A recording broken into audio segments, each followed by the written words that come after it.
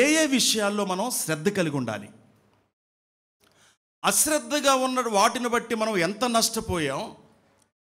ఈ 21వ శతాబ్దంలో ఈ భారతదేశానికి కమ్ముకున్నటువంటి విపత్తులు, మీకు ఒక విచిత్రమైన విషయం మీకు తెలిసే నవ్వుకుంటారు. మే 24వ తారీఖు శాస్త్రవేత్తలు చెప్పేశారు,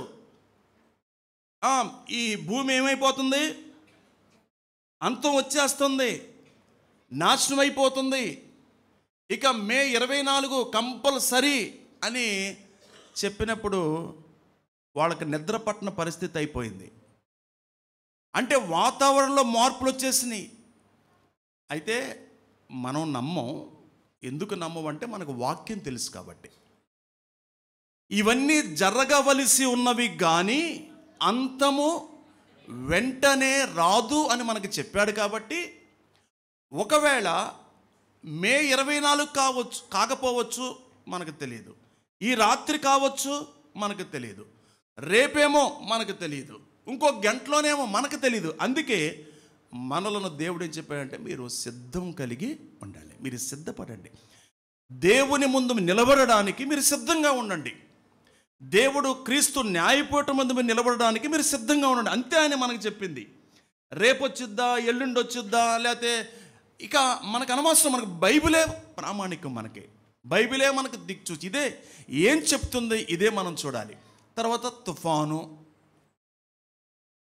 భారతదేశాన్ని ముంచేబోతున్నటువంటి కొన్ని వరదలు, అంటే రకరకాల విపత్తులు, యుద్ధాలు, యుద్ధ వాతావరణం. అంటే సరిహద్దుల్లోనే యుద్ధాలా?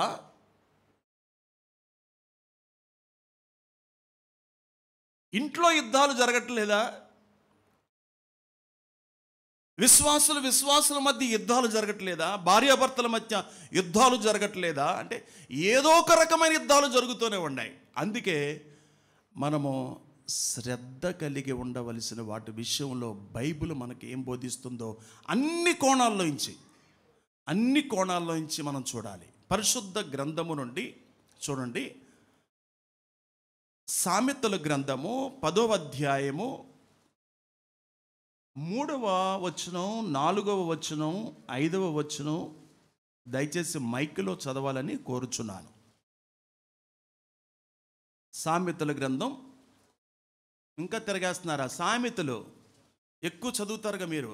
10వ అధ్యాయము 3వ వచనం నుండి, యెహోవా నీతిమంతుని ఆకలగొనినీయుడు, భక్తిహీనుని ఆశను భంగం చేస్తాడు. భక్తిహీనుడికి ఏం ఎక్కువ మాట్లాడతారా దయచేసి? మీరు ఎంత మాట్లాడుతూ ఉంటే అంత నేను స్పీడ్గా ముందుకెళ్ళిపోతా. ప్రభు బలలో మీరు పాల్గొనాలి. నీతిమంతుడు ఆకలి కొని అంటే ఇక ఆకలి ఉండదా? భోజనం చేయడా నీతిమంతుడు? అంటే నీతిమంతుడికి ఆత్మల పట్ల ఆకలి ఉంటుంది.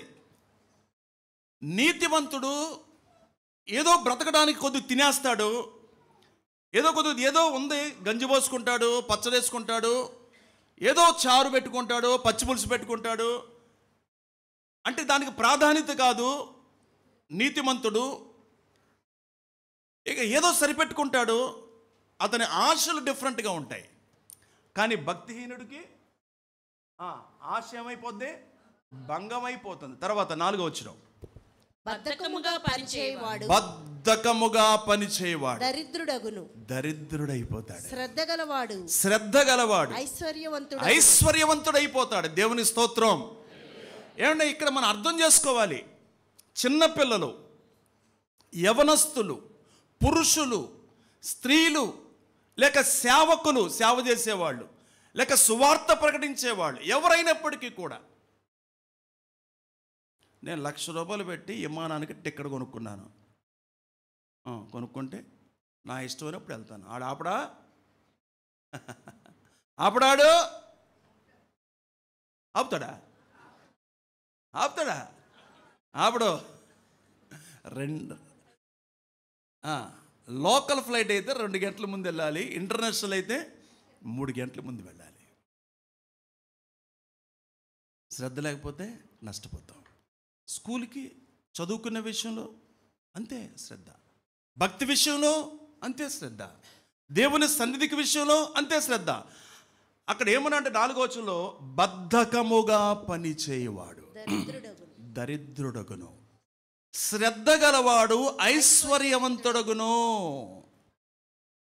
చక్కగా ఇంకా తర్వాత చూసినట్లయితే వేసవ కాలమున బుద్ధి గల కుమారుడు కోతకాలమందు నిద్రించువాడు సిగ్గుపరచు కుమారుడు. చీమల దగ్గరికి వెళ్ళమంటున్నాడు. అందుకే చీమల దగ్గరికి మీరు వెళ్ళండి. వేసవ కాలమున అవి ఆహారమును కూర్చుకుంటున్నాయి. చీమల దగ్గరికి వెళ్ళండి, మీరేమంటున్నాడు? జ్ఞానము నేర్చుకోమని చెప్పాడు. జ్ఞానం నేర్చుకోండి, మీరు వాటి నడత మీరు నేర్చుకోండి. వాటి నడత నేర్చుకుంటే మన కుర్చీలు లైన్లో ఉంటాయి. వాటి నడత మనం నేర్చుకుంటే మన లైన్ కూడా తిన్నగా ఉంటుంది. అందుకే దేవుడు ఒక చీమ ఆఫ్టర్ ఒక్క చీమ గురించి, ఇంకా అదే జంతువులు, పక్షులు, అనేకమైన వాటి నుంచి దేవుడు బైబిల్లో ఇక్కడ వ్రాయించాడంటే మనకు ఏమి రావడానికి? జ్ఞానం సంపాదించుకోవడానికి. 6వ అధ్యాయము 6వ వచనం చూడండి. సామెతల గ్రంథం 6వ అధ్యాయము. సోమరి చీమల యొద్దకు వెళ్ళు, వాటి నడతను నువ్వు కనిపెట్టి జ్ఞానము తెచ్చుకో. వాటికి న్యాయాధిపతి లేకున్నను, వాడికి న్యాయాధిపతి ఉన్నాడా? పై విచారణకర్త లేకున్నను, నాయకుడు లేడు, విచారణకర్త లేడు, అధిపతులు లేడు. అవి వేసవి కాలమందు, ఎండాకాలంలో ఆహారము సిద్ధపరచుకుంటుంది, కోతకాలమందు ధాన్యము కూర్చుకుంటుంది. సోమరి ఎందాక నీవు పడుకొని ఉందువు. అబ్బా 9 గంటల ఆరాధనకి వెళ్దాంలే, అబ్బా చలిగా ఉంది ఈరోజు 10:30కి వెళ్ళొచ్చులే గుణదల, అబ్బా మనకి ఎంత ఛాన్సో, ఇక్కడ కాకపోతే అక్కడికి వెళ్ళచ్చు, అక్కడికి కాకపోతే ఇక్కడికి వెళ్ళచ్చు. 10:30 కూడా అయిపోయింది, చల్లగా ఉంది. అడి తిరిగి ఇడి తిరిగి పడుకుని, అబ్బా ఎందుకు ఆలస్యమైంది, మళ్ళీ ఎందుకు ఏదో ఒకటి అంటారు, ఆగిపోతే బాగుంటుంది. అది పరిస్థితి. అది చదువైనా, ప్రియ సోదరు గమనించండి, అది చదువైనా సేవైనా, అది వ్యాపారమైన పనైనా శ్రద్ధతో మనం చేస్తే ఐశ్వర్యవంతులము అవుతాము. చీమ గురించి మాట్లాడుతున్నాడు. 13వ అధ్యాయం కూడా చూడండి అమ్మా, 4వ వచనం. 13వ అధ్యాయము 4వ వచనం. వాని ప్రాణమునకు ఏమీ దొరకదు. ఆశ. సోమరికి ఏమి ఎక్కువ? ఆశ ఎక్కువ. అది చేసేద్దాం, ఇది చేసేద్దాం అని ఆశ పడతాడు, కానీ ఏమీ దొరకదు. శ్రద్ధ గలవారి ప్రాణము పుష్టిగా ఉంటుంది. ఆహారం మిగులుతుంది. ఆహారం ఇతరులకు పెడతారు. సమృద్ధి భోజనం, సమృద్ధి డబ్బు, సమృద్ధి వస్తువులు. ఎందుకంటే ఇతని యొక్క మనస్సు అలాంటిది. అలాంటి విశాలమైన హృదయము కలిగిన వ్యక్తి. శ్రద్ధ అశ్రద్ధ. శ్రద్ధ వలన మనము ఏమి లాభాలు పొందుతాము అంటే, ఒక ఆత్మీయ నాయకులుగా, ఒక ఆత్మీయ విశ్వాసిగా ఏ విషయాలు మనం శ్రద్ధ కలిగి ఉండాలి? 3 విషయాలు మీకు చూపించి ముగిచ్చేస్తాను. దానికి ముందుగా కొన్ని వీటికి సంబంధించినటువంటి 1-2 రిఫరెన్స్లు మనం చూద్దాం. ఇంకొకటి 21వ అధ్యాయము 5వ వచనం. 21వ అధ్యాయము 5వ వచనం. శ్రద్ధ గలవారి యోచనలు లాభకరములు. తాలిమి లేక చాలా అంటే లాభకరమైన ఆలోచన చేస్తారంట. ఏది నష్టం, ఏది లాభం, ఏది మంచిది, ఏది చెడ్డది, అక్కడికి వెళ్ళటం మనకు అవసరమా అనవసరమా, ఇది ఆలోచిస్తాడు, ఆలోచన చేస్తాడు, లాభకరమైన ఆలోచన చేస్తాడు. అంతేకానివ్వండి అదృష్టము, కలిసి రావటం, ఇవన్నీ ఏమి లేవండి. నువ్వు ఎదురొస్తే ఉపయోగం ఉంది? అలా అయితే రోజు రావచ్చు అందరు ఎదురు. కలిసి రావటం, వాస్తులు ఏమి లేవు. అయితే వాస్తు ప్రకారమే అందరూ కట్టుకున్న వాళ్ళు అందరూ పైకి వచ్చేసారా? టైం ప్రకారం జీలకర్ర బెల్లం పెట్టిన వాళ్ళు అందరూ బాగానే ఉండారా? చెప్పండి. టైం ప్రకారము కారు స్టార్ట్ చేశారు. ముహూర్తం అంట, బ్యామర్ చెప్పాయంట, పలానా టైంకి మీరు బయలుదేరాలి. ఆ కారు స్టార్ట్ అవ్వట్లా, ముహూర్తం దాటిపోయింది. ఏం చేస్తారు? వాస్తులకు వద్దండి. వాస్తు అంటే అర్థం ఏంటంటే వాస్తుని ఆచారంగా చేశారు, కానీ కిటికీ ముందు కిటికీ, గుమ్మం ముందు గుమ్మం. ఎందుకు? గాలి రావడానికి, అంతే. గాలి రావడానికి, వెలుతురు రావడానికి. దీన్ని ఎలా ముడిపెట్టేశారు? కీడు మేలు కలిసి రావడం. కష్టపడకుండా డబ్బులు వస్తాయండి? చెప్పండి. పోనీ మీరు నా దగ్గరికి వచ్చి వాస్తు ప్రకారం నేను ఇల్లు కడతా, ఇంట్లో కూర్చుంటా, డబ్బులు ఇచ్చేస్తారా? కష్టపడకుండా చెప్పండి. నో, కుదరదు. వాక్యము మనకు ప్రామాణికం, వాక్యము. అందుకే వాస్తుల వైపు మనం చూడం. కానీ ఇక్కడ చూసినట్లయితే వాక్యము, మనం లాభకరమైన ఆలోచనలు చేయాలి. ఇప్పుడు మనకు ఆది కాండంలో దేవుడు తన స్వరూపమందు మానవుడు చేశాడు. ఆ మానవుడు చేసి ఏమన్నాడంటే, నీవు సేద్యము చేయాలి అన్నాడు. వివాహములో ఈ వాక్యాన్ని మనం వివాహ సమయంలో చదివిస్తాము. అంటే పురుషుడు మట్టి నుండి తీయబడ్డాడు, స్త్రీని కూడా తయారు చేశాడు దేవుడు. పురుషుడు పక్కటెముకలో నుండి ఏం చేశాడు? స్త్రీని. అంటే పురుషుడు పక్కటెముక తీసి ఆమె,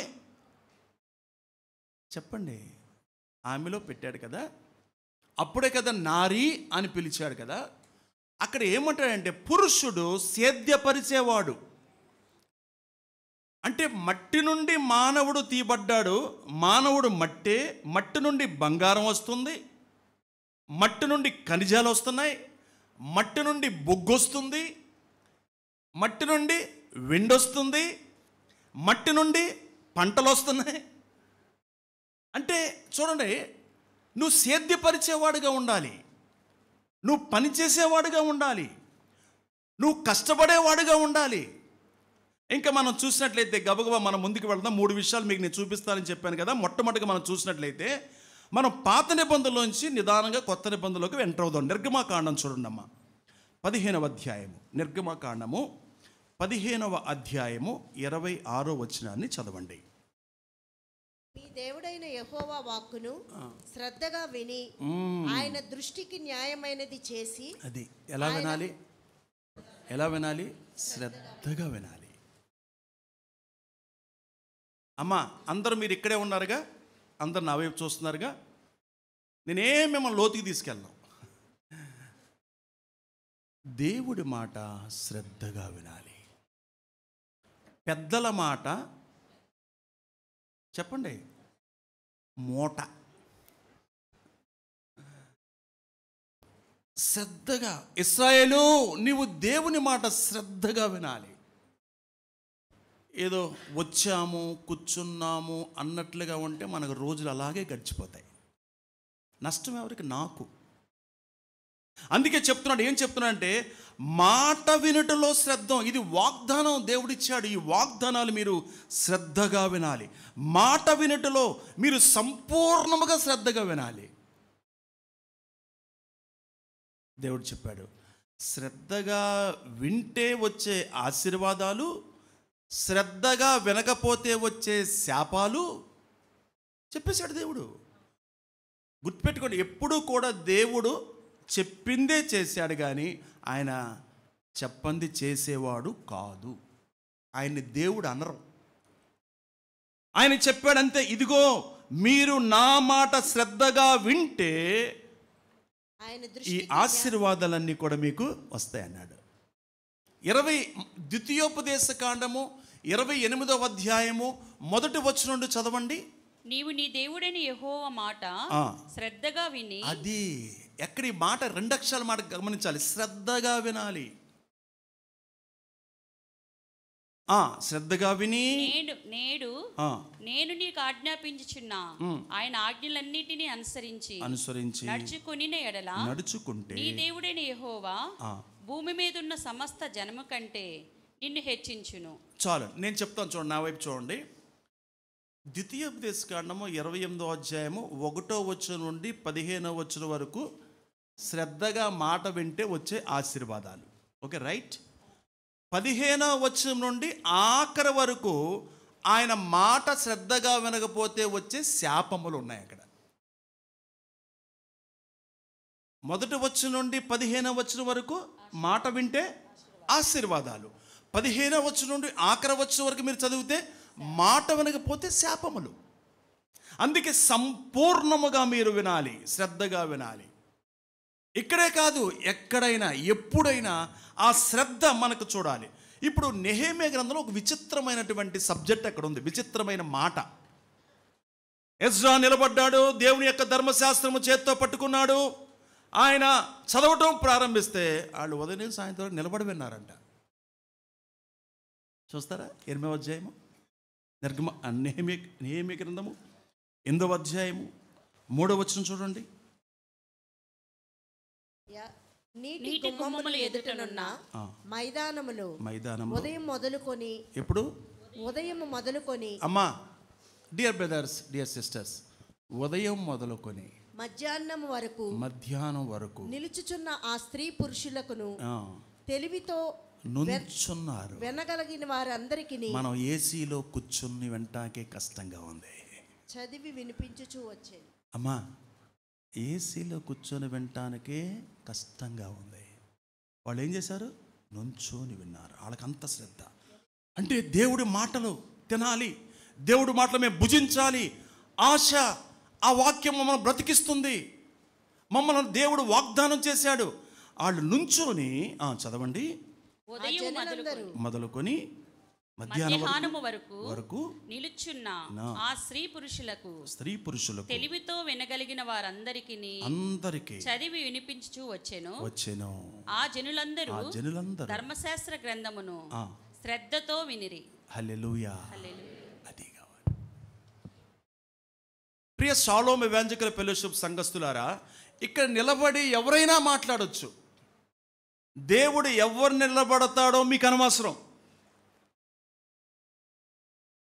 లేక మీరు బైబిలు, మీకున్న బైబిల్ మీరు శ్రద్ధగా మీరు ఏ వ్యాఖ్యాన గ్రంథం చదువుతారో లేక ఏ స్టడీ బైబిల్ చదువుతారో మాకు అనవసరం. కానీ శ్రద్ధగా నువ్వు వింటే నీకు మేలు కలుగుతుంది.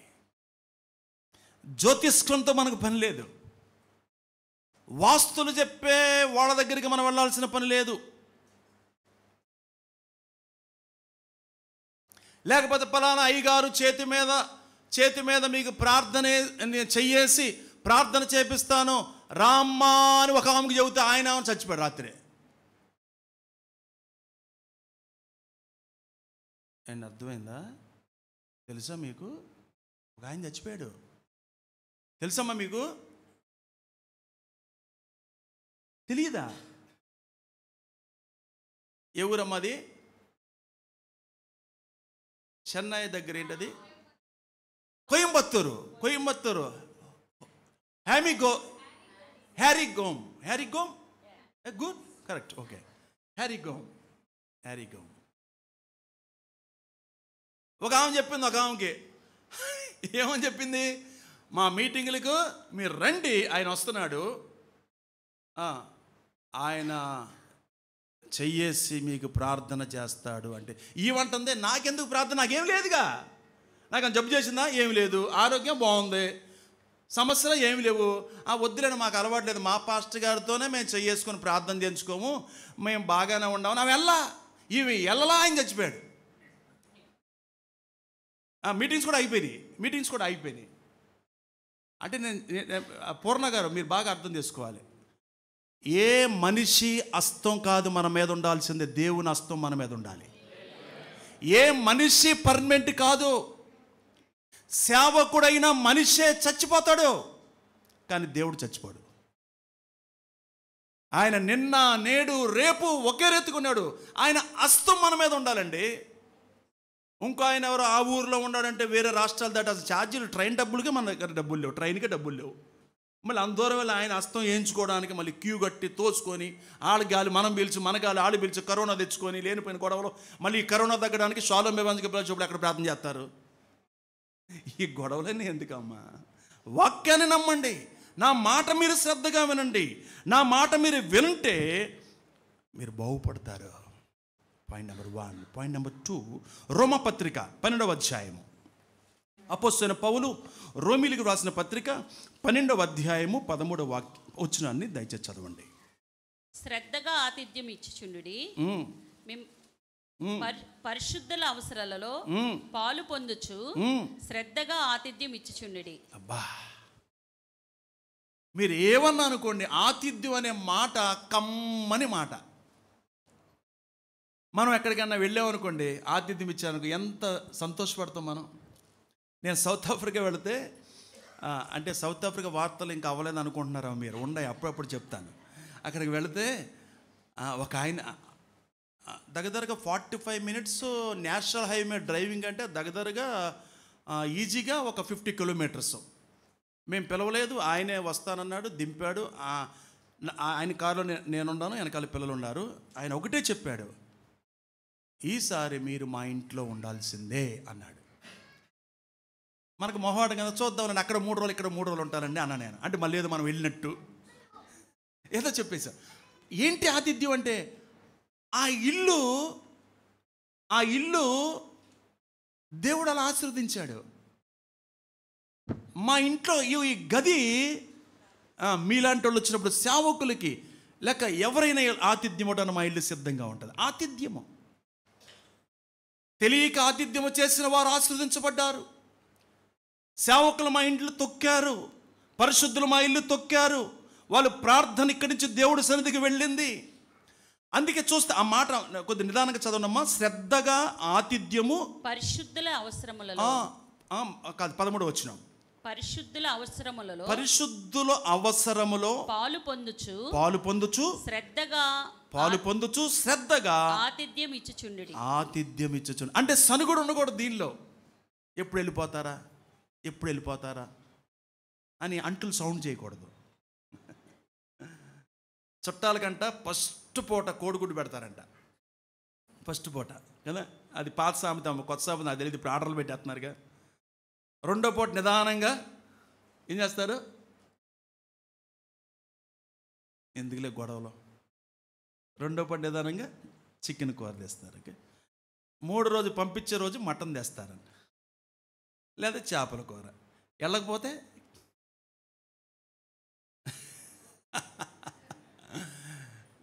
ఎలా ఉంటుంది? నో. ఇక్కడ చూడండి, ఇక్కడ చెప్పినటువంటి ప్రాముఖ్యం ఏంటంటే పరిశుద్ధులు అవసతలు. అది అంటే దేవుని సేవలో ఉండి, అంటే సంఘములో ఉన్న నిరుపేదలు కావచ్చు, ఆర్థికంగా వెనకబడిన వారు కావచ్చు. ఆతిథ్యాలు రకరకాలండి, ఆతిథ్యాలు రకరకాల. దేశం వదిలిపెట్టి దేశం వెళ్ళిపోయిన ఆతిథ్యం అనే కాదు, లోకల్గా మనం నివసించే మనం కూడా ఆతిథ్య విషయంలో ఎలాంటి విషయంలో సనుగుడు లేకుండా, సనుగుడు రాకుండా వాళ్ళ అవసతను గుర్తించి మనం ఆతిథ్యం ఇవ్వాలి. ఇంట్లో ఉంచుకోవడం ఒకటే అనుకుంటున్నారో మీరు? భోజనం పెడితే ఒకటే అనుకుంటున్నారో మీరు? భోజనం పెడితే ఒకటే, ఉంచుకుంటేనే ఆతిథ్యం అనుకోమాకండి. వాళ్ళ అవసతను గుర్తించి ఆతిథ్యం చేయటం, అవసతలు తీర్చడం. మన సంఘంలో అండి, నేను అంతకుముందు కూడా గుర్తు చేశాను మీకు, మన సంఘంలో ఏమండి, మన సంఘంలో నెక్స్ట్ కాలేజీలో ఎంటర్ అవ్వడానికి ఫీజులు కడతానికి డబ్బులు లేవు చాలామందికి.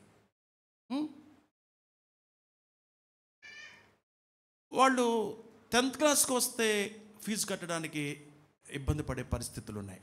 కాలేజీకి వెళ్తే ఫీజులు కట్టే పరిస్థితులు ఇబ్బందిగా ఉన్నాయి. ఏమండి, మన సంఘములో కొద్దిగా ఒక 10 కిలోలు బియ్యం ఇస్తే 20 రోజులు తినేవాళ్ళు ఉన్నారు. 20 కేజీలు బియ్యం ఇస్తే, ఆ 1000 రూపాయల సరుకులు ఇస్తే నెలంతా వాడుకునే వాళ్ళు ఉన్నారు. లిస్ట్ ఉంది మన దగ్గర. ఏమండి చూడండి, నాకు ఎక్కడ కోపం వచ్చిందంటే, అందరూ వచ్చి పాస్టర్ గారు వాళ్ళు బియ్యం అడుగుతున్నారండి, పాస్టర్ గారు వాళ్ళు సరుకులు అడుగుతున్నారండి, వాళ్ళు మేము అదేనండి పేరు రాసుకోమంటున్నారండి. నువ్వు రాసుకోవచ్చుగా, నువ్వు ఇవ్వచ్చుగా. పాస్టర్ గారి దగ్గర ఉన్నాయా లాటు? పాస్టర్ గారి దగ్గర ఉన్నాయా బ్యాలెన్సు? మీరు ఇవ్వచ్చు. మీకున్న దానిలో మీరు వాళ్ళకి చెయ్యొచ్చు. అన్నీ పాస్టర్ గారేనా? ఆలోచించండి.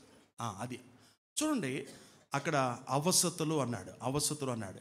ఇప్పుడు ఒక మంచి స్టోరీ మనకి పాత నిబంధనలో మనకు తెలిసినటువంటి స్టోరీ, అది సంవత్సరాల తరబడి చదువుకున్నా కానీ ఆ లోటు మరి మనం తీర్చగలమో లేదో తెలియదు. కానీ ఆ స్త్రీ చేసినటువంటి గొప్ప ఆతిథ్యము ఎలీషా విషయంలో 2వ రాజుల గ్రంథము 4వ అధ్యాయము 10వ వచనం, 11వ వచనం, 13వ వచనంలో ఉన్నటువంటి ఆ యొక్క వచనాలు మనం గమనించినట్లయితే ఆమె ఎంత శ్రద్ధా భక్తులతో ఆతిథ్యం ఇచ్చిందో మనం చదువుతాం. కావున మనము అతనికి గోడ మీద ఒక చిన్న గది కట్టి, భర్తతో చెప్తుందండి భార్య భర్తతో ఏం చెప్తుంది తెలుసా?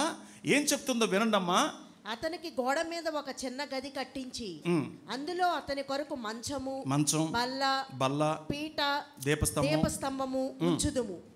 అతడు మన యొద్దకు వచ్చినప్పుడెల్లా అందులో బస చేయవచ్చునని చెప్పాను. ఆ తరువాత అతడు అక్కడికి ఒకానొక దినమున వచ్చి ఆ గదిలో చొచ్చి అక్కడ పరుండెను. పిమ్మట అతడు తన దాసుడైన గెహాజీని పిలిచి, ఈ షూనేమీయురాలిని పిలువమనగా వాడు ఆమెను పిలిచెను. ఆమె వచ్చి అతని ముందర నిలిచినప్పుడు అతడు, నీవు ఎంత శ్రద్ధాభక్తులు మా యందు కనపరిచితివి, హల్లెలూయా, నీకు నేనేమివ్వగలను. హల్లెలూయా. ఏ భక్తి? ఆ మాట పట్టుకోండి. ఏ మాట? శ్రద్ధాభక్తి. ఎవరండి అయిన సేవకుడు? ఎవరో తెలియదండి. నమ్మారు, చూశారు. భర్తతో చెప్పింది ఏమండి అంటే, ఈ రోజులలాగా ప్రయాణ సౌకర్యాలు ఆ రోజులు లేవండి. కానీ నమ్మారు. ఆమెకున్న భక్తి రుజువు చేస్తుంది. ఒక చిన్న గది, ఒక బల్ల, ఒక దీపస్తంభం. అంటే ఆ రోజుల్లో కరెంటు మళ్ళీ ఇన్వర్టర్స్, జనరేటర్లు లాంటివి లేవు కాబట్టి ఆమె ఏం చేసిందంటే ఆ భక్తిని కనపరుచుకుంది. ఆయనకి చాలా సంతోషం వేసింది. అమ్మా, నా వల్ల నీకేం కావాలమ్మా? గెహాజీని అడగమన్నాడు. ఆమెకు మనం ఏం చేయాలి? ఎలా రుణం తీర్చుకోవాలి? అడగలేదా? ఆ 14వ వచనం మనం చూస్తాం. ఎలీషా ఆమె నేనేమి చేయగోరుచున్నదని వారిని అడుగగా, గెహాజీ ఆమెకు కుమారుడు లేడు మరియు ఆమె పెనిమిటి ముసలివాడని అతనితో చెప్పాను. అందుకతడు ఆమెను పిలువనంపగా వాడు ఆమెను పిలిచెను. ఆమె వచ్చి ద్వారమందు నిలువగా ఎలీషా మరుసటి ఏట ఈ ఋతువున నీ కౌగుటె కుమారుడున్నదని ఆమెతో అనెను. హల్లెలూయా చెప్తారా? ఎంత గొప్ప కార్యం అండి. కొడుకిస్తాడు ఈయన మా ముసలోళ్ళకి అని ఆతిథ్యం ఇచ్చిందా?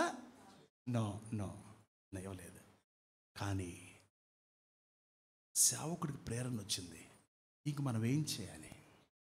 గెహాజీ చెప్పాడు, ఆమెకు పిల్లలు లేరని. వచ్చే సంవత్సరం కల్లా నీకు మగ బిడ్డనిస్తాడని చెప్పి. అలాగే దేవుడు ఒక బిడ్డనిచ్చాడు. ఈ లాభం ఎక్కడి నుంచి వచ్చింది? శ్రద్ధాభక్తులు. బైబిల్లో వీళ్ళు లెక్కించారంటే మనకు పాఠాలు నేర్చుకోవడానికండి. ఏదో ఈరోజు దొంగ బోధకులు వస్తారు వెళ్ళిపోతారు, బయలుదేరారు చాలామంది వస్తారు, లేకపోతే ఆతిథ్యం ఇవ్వమంటారు, లేకపోతే రకరకాల కొత్త ఎన్ని మనకు వినిపిస్తూ ఉంటాయి. కాదండి, ఇక్కడ చూడండి ఒరిజినల్గా. 1 తిమోతి పత్రిక 6వ అధ్యాయము 6వ వచనం కూడా చదవండి. 1 తిమోతి పత్రిక 6వ అధ్యాయము 6వ వచనాన్ని చదవండి. సంతృష్టి సహితమైన భక్తి, దైవ భక్తి గొప్ప లాభం. గుర్తుపెట్టుకోండి, దైవ సంబంధమైన దైవభక్తి గొప్ప లాభం. అది మనకి భక్తి శ్రద్ధలు అంటే శ్రద్ధా భక్తులు కలిగినటువంటి ఈమె ఎలీషా విషయంలో ఆమె చేసినటువంటి పని గొప్పదే. సంతృష్టి సహితమైన భక్తి గొప్ప లాభం. అమ్మా, మీ భక్తి ఎలా ఉంది? డియర్ బ్రదర్, ప్రభువుని నమ్ముకొని ఎంతకాలమైంది? నీ భక్తి ఎలా ఉంది? ఇంకొక వాక్యం కూడా హెబ్రీ పత్రికలో చూపిస్తాను. 13వ అధ్యాయము, హెబ్రీ పత్రిక 13వ అధ్యాయం 3వ వచనం చూడండి. హెబ్రీ పత్రిక 13వ అధ్యాయము 5వ వచనం చదవండి. 5వ వచనం. ధనాపేక్ష లేని వారై మీకు కలిగిన వాటితో తృప్తి పొంది ఉండుడి. నిన్ను ఏమాత్రమును విడువను నిన్ను ఎన్నడను ఎడబాయను అని. నీకేముంది? దేవుడు నీకేమిచ్చాడు? దేవుడు నాకేమిచ్చాడు? తృప్తి కలిగి ఉండండి. మీరు మీకు కలిగి ఉన్న దాంతో మీరు తృప్తి కలిగి ఉండండి. కానీ దేవుడు వాళ్ళకి ఇస్తున్నాడు, మాకు ఇవ్వటం లేదు, వాళ్ళు బాగున్నారు మేము బాగోలేదనే సనుగుడు మాట రాకూడదు. దేవుడు నీకు ఏది ఇచ్చాడో దాన్ని బట్టి నువ్వేం చేయాలి? సంతోషం కలిగి ఉండాలి. అందుకే చెప్పాడనమాట, ఇచ్చిన దాన్ని బట్టి నువ్వు సంతృప్తి కలిగి ఉండాలి. ఒకటి మనం ఏం చూసాం? మాట వినే విషయంలో మనం శ్రద్ధగా అది వాగ్దానం, గుర్తుపెట్టుకోండి. రెండు, మనం ఏం చూసాం? ఆతిథ్యము చేసే విషయంలో మీరు మర్చిపోవద్దు. ఏమనుకోకుండా ఉంటే ఒక మాట అడగాలి. మీ ఇంట్లో పరిశుద్ధులు అడుగుపెట్టి ఎంతకాలం అయింది? ప్రార్థన జరిగి డేట్ ఏమైనా ఉందా? మీ ఇంటిలో అడుగుపెట్టి పరిశుద్ధులు ఎంతకాలం అయింది? ప్రార్థన గుంపు. మీ ఇంట్లో స్త్రీల మీటింగ్ జరిగి ఎన్ని నెలలైంది? మీ ఇంట్లో విజ్ఞాపన ప్రార్థన జరిగి ఎంతకాలం అయింది? శ్రద్ధ తగ్గిందా?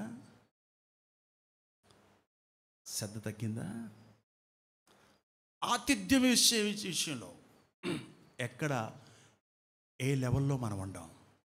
ఆతిథ్యం ఇచ్చే విషయంలో. మూడవది నేను చూపించి నేను ముగిస్తాను. ఎఫెసీ పత్రిక 4వ అధ్యాయము మొదటి వచనం చదవండి. మొదటి వచనం నుండి. ఎఫెసీయులకు రాసిన పత్రిక 4వ అధ్యాయము మొదటి వచనం నుండి చదవండి. స్క్రీన్ మీద చూపిస్తున్నా చూడండి. కాబట్టి మీరు సమాధానమను బంధము చేత ఆత్మ కలిగించు ఐక్యమును కాపాడుకొనుట యందు శ్రద్ధ కలిగిన వారై. అదే, ఇది దేని విషయంలో శ్రద్ధ? ఐక్యతను కాపాడుకునే విషయంలో శ్రద్ధ. అందరూ చెప్పండి, ఆత్మ కలిగించు ఐక్యతను కాపాడుకునే విషయంలో శ్రద్ధ. ఇప్పుడు శ్రద్ధ ఎవరికి ఉండాలి? పాస్టర్ గారికి ఉండాలి కాదు, మీకుండాలి కాదు, నాకుండాలి. మళ్ళీ చదవండి. కాబట్టి మీరు సమాధానము అనే బంధము చేత ఆత్మ కలిగించు ఐక్యత కాపాడుకునేది ఎవరు కాపాడుకోవాలి? నేనే కాపాడుకోవాలి. అది నా బాధ్యత, అది నా కర్తవ్యం. సమాధానమైన బంధము చేత ఆత్మ కలిగించు ఐక్యతను కాపాడుకునే విషయంలో శ్రద్ధ కావాలి. ఎందుకు చెప్తున్నానో గమనించండి. అపవాది దీన్ని దొంగిలిస్తున్నాడు, ఆల్రెడీ దొంగిలించాడు. అపవాది వాడు దొంగ, శత్రువు. వాడు దొంగిలించేశాడు, ఐక్యతను లేకుండా చేశాడు, సమాధానం లేకుండా చేశాడు. అందుకే శ్రద్ధ మనకు రావాలి. ప్రేమ లేకుండా చేశాడు, ఆశీర్వాదాలు పొందకుండా చేశాడు, అసమాధానముతో నింపేశాడు. అందుకే పౌలు గారు ఇంత నొక్కి చెప్తాడు ఎఫెసీ సంఘానికి. ఇంకా తర్వాత చదవండి. శ్రద్ధ కలిగిన వారై ప్రేమతో ఒకనినొకడు సహించుచు మీరు పిలువబడిన పిలుపుకు తగినట్లుగా దీర్ఘశాంతముతో కూడిన సంపూర్ణ వినయముతో సాత్వికముతో నడుచుకొనవలెనని ప్రభువును బట్టి ఖైదీనైన నేను బ్రతిమలాడుకొనుచున్నాను.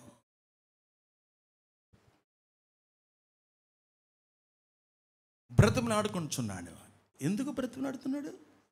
ఎందుకు బ్రతిమలాడాల్సిన అవసరం ఏంటి? ఐక్యత కలిగి ఉండండి. క్రైస్తవుల్ని వెంటబడి ఎందుకు కొడుతున్నారు తెలుసా? ఐక్యత లేక. ముస్లింలు కొట్టమని చెప్పండి, ముస్లింలు జోలికి వెళ్ళమని చెప్పండి, ఉంటారా? కానీ ప్రభు మనకి ఇది నేర్పలేదు. మీరు ఐక్యత కలిగి ఉండండి. ఐక్యతలో ఏమున్నది? ఆశీర్వాదం ఉన్నది. ఐక్యతలో ఏముందన్నాడు? శాశ్వత జీవం ఉందని చెప్పాడు. మీలో నా ఐక్యత లేదు, అని అంటున్నారు.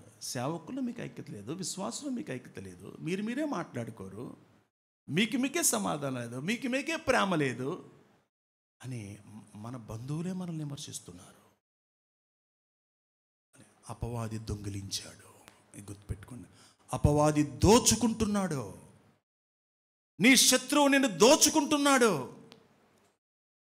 అందుకే మెలకు కలిగి ఉన్న పౌలు గారు ఒక మంచి మాట అంటాడు. ఫిలిప్పీలకు రాసిన పత్రిక 4వ అధ్యాయం చూడండి, 2వ వచనం. ఫిలిప్పీలకు రాసిన పత్రిక 4వ అధ్యాయం 2వ వచనం. ప్రభువునందు ఏక మనస్సు గలవారై ఉండుడని యవోదికయు సుంటుకేసును బతిమాలు కొంచున్నాను. ఎవరిని బతిమాలుతున్నాడమ్మా? లవోదికను సుంటుకేసును. ప్లీజ్ రిక్వెస్ట్ అమ్మా, ప్లీజ్ రిక్వెస్ట్. సుంటుకేసు, లవోదిక అమ్మా, మీరు పరిచారకులు, మీరు సంఘములో కష్టపడుతున్నారమ్మా. మీరు ఎంత ప్రయాసపడుతున్నారంటే కాళ్ళి నడకన ప్రయాసపడ్డారు. ఆటోలు లేవు, కారులు లేవు, ఏమీ లేవండి. కాలి నడకన కష్టపడుతూ మీరు ఎంతో పరిచర్య చేస్తున్నారండి. ఎవరవి? మళ్ళీ చదవండి. లవోదికను సుంటుకేసు బతిమాలు కొనుచున్నాను. ఏమని బతిమాలుకుంటున్నాడు? అవును, నిజమైన సహకారి. అబ్బా, ఎంత సహకారులు అండి సంఘంలో వాళ్ళు. నిజం అండి, ఎంత సహకారులు సంఘంలో వాళ్ళు. ఆ స్త్రీలు క్లెమెంతుతోను నా ఇతర సహకారులతోను, క్లెమెంతోతోను, లిడియాతోను, నా ఇతర సహకారులతో సువార్త పనిలో నాతో కూడా ప్రయాసపడిన వారు గనుక వారికి సహాయం చేయనని నిన్ను వేడుకొనుచున్నాను. ఆ సహకారుల పేర్లు జీవ గ్రంథమందు వ్రాయబడి. ఏక మనసు, కలిసి పని చేయాలి. క్రైస్తవులు ఐక్యత కలిగి ఉండాలి, సేవకులు ఐక్యత కలిగి ఉండాలి. ఇదే నినాదం. విశ్వాసులు ఐక్యత కలిగి ఉండాలి. రేపు మనల్ని వెంటబడి తన్నే రోజులు రాబోతున్నాయి ఐక్యత లేకపోతే. అందుకే సేవకుల మీటింగ్లో ఏం చెప్తున్నాం తెలుసా? అరే బాబు, మనం ఎవరి జోలికి వెళ్ళొద్దు, పోలీస్ స్టేషన్కి వెళ్ళాల్సిన పని లేదు, పోలీసు వాళ్ళు పనిచేసే పరిస్థితులు లేరు, కోర్టులకు వెళ్ళాల్సిన పని లేదు, ఒక 5 లక్షల ఫైల్స్ పెండింగ్లో ఉన్నాయి, ఏమీ లేదు. మనం ఎవరిని కాటేయద్దు, కనీసం బుస కొడదాం.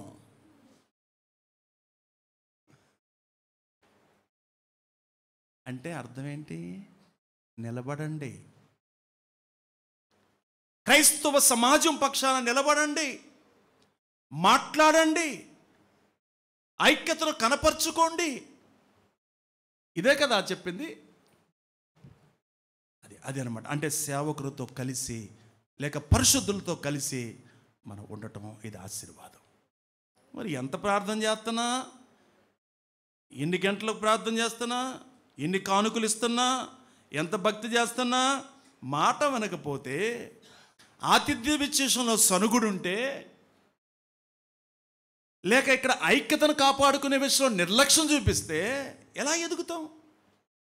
ఎలా మాదిరిగా ఉంటాం? ఎలా సువార్థీకరణ చేస్తాం? ఎలా ఇతరులు మనకు గౌరవిస్తారు? మన వీధిలో వాళ్ళు మనకు సాక్ష్యం ఎక్కడ ఉంటుంది? నువ్వు క్రైస్తవుడని ఎలా తెలుస్తుంది? తెలియదు కదా. నువ్వు దేవుణ్ణి నమ్ముకున్న వ్యక్తిని ఎలా తెలుస్తుంది? తెలియదు. అందుకే చెప్పాడు, మనం శ్రద్ధ కలిగి ఉండాలి. ఈ విషయంలో బద్ధకం, ఈ విషయంలో సోమర్తనం, ఈ విషయంలో లేజినెస్ను మనం విడిచిపెట్టినప్పుడే మనము దేవుడికి మహిమకరంగా బ్రతకగలము. క్రైస్తవ సంఘాన్ని మనం కాపాడగలము, తోటి క్రైస్తవుని మనం కాపాడగలము. ఎంతసేపుడుగా నన్ను నేను కాపాడుకోవడం కాదు, నేను ఉన్నానంటే కొంతమంది సేవకులు నేను కాపాడగలగాలి. ఒక విశ్వాసిగా కొంతమంది సేవకులు లేక విశ్వాసులకు నువ్వు వారిని కాపాడగలగాలి. అందుకు దేవుడు మనల్ని ఉంచాడు. అలాంటి ఐక్యత కలిగి, అలాంటి శ్రద్ధ కలిగి మనం క్రైస్తవ జీవితమును కొనసాగించడానికి దేవుడు మనకు కృప చూపించునుగాక. ఆమేన్.